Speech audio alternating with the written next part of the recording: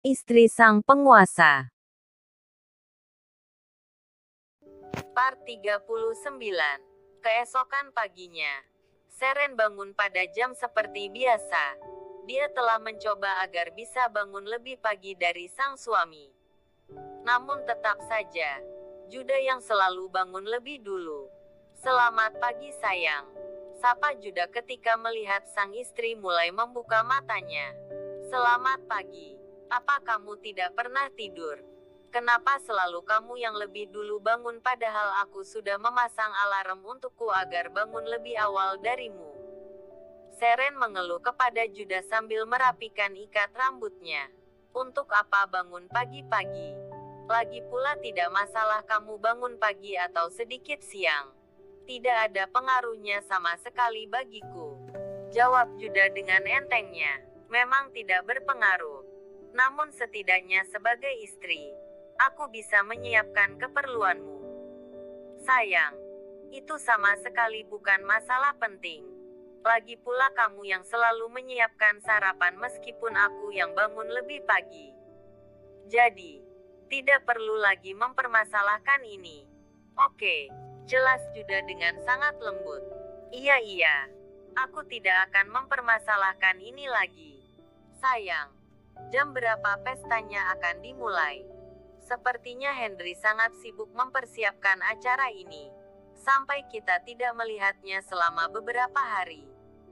Seren mengalihkan pembicaraan mereka. Namun Juda cukup terkejut hingga dia terdiam sesaat.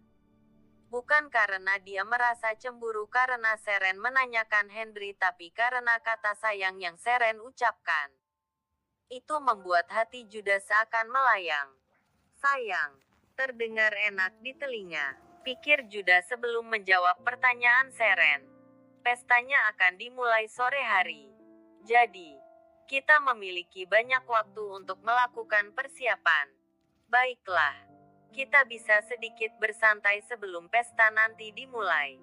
Di tempat Rico, dia sedang menghubungi Friska untuk dapat hadir di acara Juda bersama-sama. "Halo Friska, apa kamu bisa pergi denganku ke pesta yang dibuat perusahaan Kusuma?" tanya Rico begitu Friska menerima panggilannya. "Tentu saja. Dan kebetulan sekali mereka juga mengundangku secara langsung," jawab Friska dengan nada suara yang lemah lembut. "Baguslah jika begitu. Aku akan ke rumahmu nanti untuk menjemputmu." "Iya Rico, aku akan menunggumu. Sampai jumpa nanti." Friska dan Rico mengakhiri panggilan mereka. "Apa Rico mengajakmu untuk datang bersama saat pesta?" tanya Rizka begitu melihat putrinya telah selesai menelepon. "Tentu saja Ma. Berita pertunangan kami telah tersebar luas. Tidak mungkin kalau dia akan datang sendirian ke pesta." Friska menjawab dengan nada bicara yang sangat sombong. "Ma, aku harus pergi ke salon terlebih dahulu sebelum nanti Rico datang kemari menjemputku." "Muah, muah," kata Friska sambil meraih tasnya dan mencium pipi kanan dan kiri ibunya. "Baiklah sayang. Hati-hati." "Iya, Ma. Sampai nanti." Friska melambaikan tangan dan pergi meninggalkan ibunya untuk melakukan persiapan di salon. Friska menghabiskan waktu lama untuk melakukan persiapan di salon hingga tanpa terasa hari sudah siang. "Nona, sudah selesai. Anda terlihat sangat cantik sekali." Pekerja salon memuji Friska setelah dia selesai mendandaninya. Sebenarnya tidak jauh berbeda dari sebelumnya. Karena Friska memang sudah terbiasa dengan polesan make up di wajahnya. Hanya gaun yang ia kenakan saat ini saja yang terlihat berbeda. "Benarkah? Terima kasih atas pujiannya." Friska tersenyum ceria setelah mendapat pujian dari pekerja salon. Kemudian Friska memberikan kartu kreditnya untuk membayar biaya salon.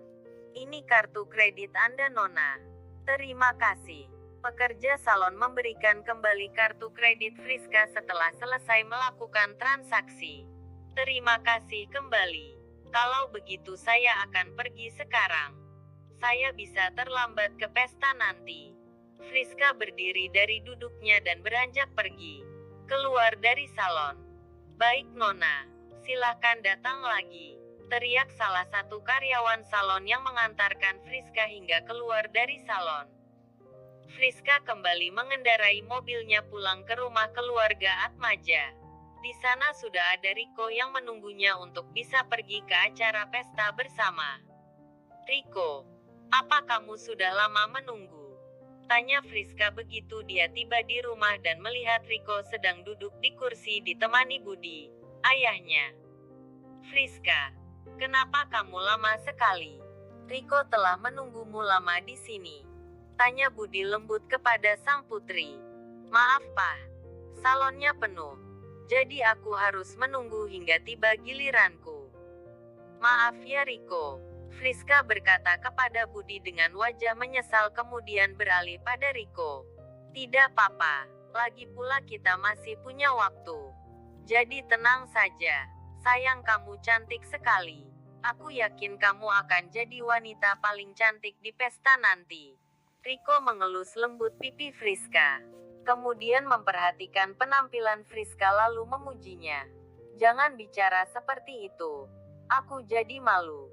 Di sana pasti banyak tamu dari kalangan selebriti dan juga pebisnis. Aku yakin akan ada banyak gadis cantik di sana." Friska berkata dengan wajah tersipu malu kemudian menundukkan kepala. "Tidak peduli seberapa cantik mereka. Bagiku, kamulah yang paling cantik." Gombalan Riko membuat Friska semakin tersipu malu. "Sudah, hentikan kemesraan kalian. Cepat berangkat sekarang," Budi menyela di antara mereka berdua. "Tapi Pak, kapan Papa kembali dari tugas?" Friska bertanya pada Budi dengan wajah ingin tahu. "Papa baru saja tiba. Papa tidak akan melewatkan hari penting putri Papa ini," Budi berkata dengan penuh kasih sayang sambil sedikit mencubit hidung Friska. Sikapnya ini tidak pernah ditunjukkan lagi pada Seren setelah Friska dan ibunya masuk ke rumah Atmaja. "Terima kasih Pak. Aku dan Riko pergi dulu. Kami bisa terlambat ke pesta." "Baiklah. Kalian berhati-hatilah." "Iya. Dah Papa. Kami permisi Om." Friska dan Riko berangkat setelah Budi menganggukkan kepala. Seren dan Juda juga sedang bersiap. Juda memilihkan gaun berwarna biru muda untuk Seren pakai. Namun ada satu masalah yang Seren hadapi dengan gaun itu. Modelnya yang menggunakan tali kecil di pundak menunjukkan bekas luka di bahu Seren. Juda yang memperhatikan istrinya yang berdiri di hadapan cermin.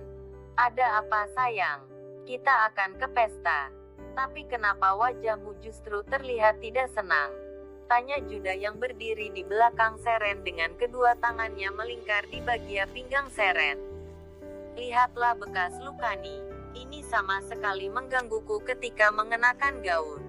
Sebaiknya aku memilih gaun lain."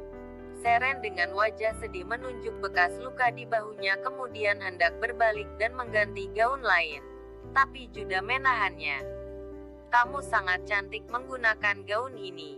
Jadi tidak perlu menggantinya. Aku sudah menyiapkan ini untuk menutupi bekas luka di bahumu," Juda berkata dengan sangat lembut kemudian dia mengambil sebuah bros berbentrok bunga besar yang warnanya senada dengan gaun Seren dan memasangkannya sendiri untuk menutupi bekas luka di bahu Seren. "Lihatlah. Bekas luka di bahumu tidak terlihat lagi. Jadi tidak perlu bersedih. Kamu cukup melihat bekas luka ini sebagai bagian akhir dari kesedihanmu. Karena kedepannya aku akan selalu berusaha membahagiakanmu dan melakukan yang terbaik untukmu." Kata-kata Juda kembali membuat Seren luluh. Dia memeluk Juda dan berkata dengan sangat lembut, "Terima kasih banyak suamiku.